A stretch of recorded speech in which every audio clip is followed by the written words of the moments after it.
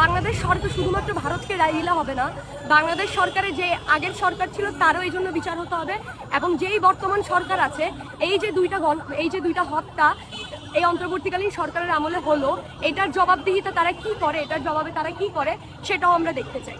ভারত রাষ্ট্র কেন আমাদের উপর এই ধরনের আগ্রাসন করছে, কিন্তু আমার মনে হয় ব্যক্তিগতভাবে যে ভারত রাষ্ট্রকে প্রশ্ন করার পাশাপাশি আমাদের বাংলাদেশ সরকারকেও প্রশ্ন করা উচিত যে কেন বিএসএফ এর একজন সদস্য গুলিতে মরার পরও আমরা চুপ করে বিএসএফ আমাদের বিজিবির একজন সদস্যকে গুলি করে মারার পরও আমরা চুপ করেছিলাম, কেন এই যে সীমান্তে পরপর দুটি হত্যা হওয়ার পরও কেন আমরা এখনো চুপ করে আছি? আমাদের এই নতজন পররাষ্ট্রনীতি কি আমাদের উপর শুধু আক্রমণ হতেই থাকবে?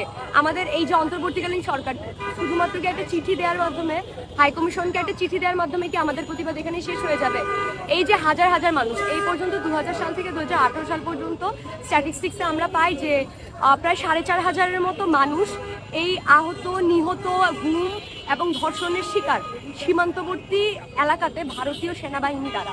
তাহলে এই প্রতিবাদটা শুধুমাত্র একটা উই আর ডিপ কনসার্ন বলে একটা লেটার দেওয়ার মাধ্যমে কোনোভাবেই সম্ভব না।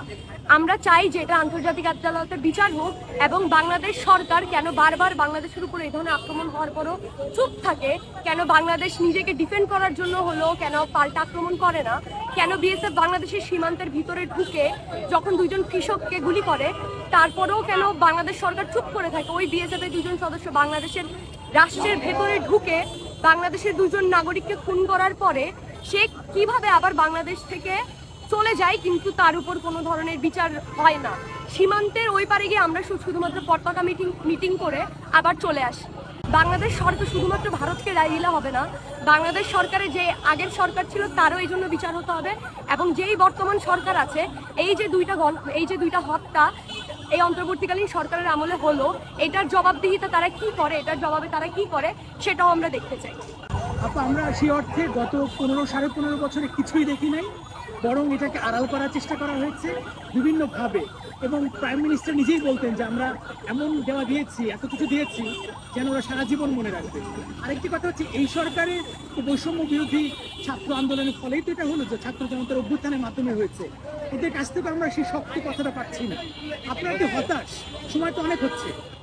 আচ্ছা, এই যে স্বৈরাচারী হাসিনা সরকার যেভাবে বারবার বলছে ভারতকে অনেক দিয়েছে, ভারতকে কেন দিবে?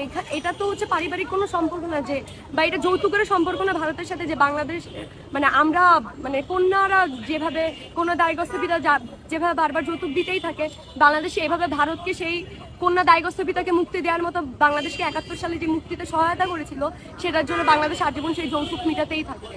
তার চেয়ে বরং আমরা যে 71 অবদান তাদের ছিল সেটা আমরা স্বীকার করে এখন আমরা সবগুলো চুক্তির সমচুক্তি চাই এবং সমন্বয়ক বা এই যে উপদেষ্টা প্যানেল যারা আছে বর্তমানে অন্তর্বর্তীকালীন সরকারের যেসব উপদেষ্টা আছে তাদের কাছে আমরা এর চেয়ে আরও বেশি আশা করি যে তারা শুধুমাত্র একটা উই আর ডিপলি কনসার্নের মধ্যে সীমাবদ্ধ না থেকে এই 15 বছর সীমান্তে যে হত্যা হয়েছে, এই 15 বছর না, বিগত স্বাধীনতার পর থেকে যতগুলো সীমান্তে হত্যাকাণ্ড হয়েছে সবগুলোর বিচার যাতে তারা করবে এবং আন্তর্জাতিক শুধুমাত্র ভারতকে একটা লেটারের মাধ্যমে কোনোভাবেই ছেড়ে দেওয়া যাবে না, এটা আন্তর্জাতিক আদালতে এটা সুষ্ঠু বিচার আমরা চাই এবং ভবিষ্যতে যাতে আর একটা লাশও না পড়ে এই কিশোর জয়ন্ত 15 বছরের কিংবা স্বর্ণা দাস 13-14 বছরের এরকম কোনো লাশই আমরা পড়তে দেখতে চাই না।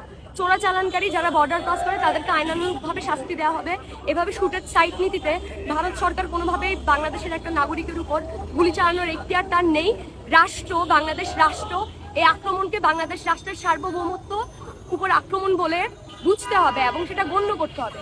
বাংলাদেশের মানুষ যখন রেমিটেন্স যোদ্ধারা বিদেশে মারা যায়, যখন বর্ডারে ভিন্ন দেশের রক্ষী বাহিনীর গুলিতে বাংলাদেশের মানুষ মারা যায়, এই আক্রমণগুলোকে বাংলাদেশের রাষ্ট্রের উপর আক্রমণ, রাষ্ট্রের সার্বভৌমত্বের উপর আক্রমণ বলে মানতে হবে।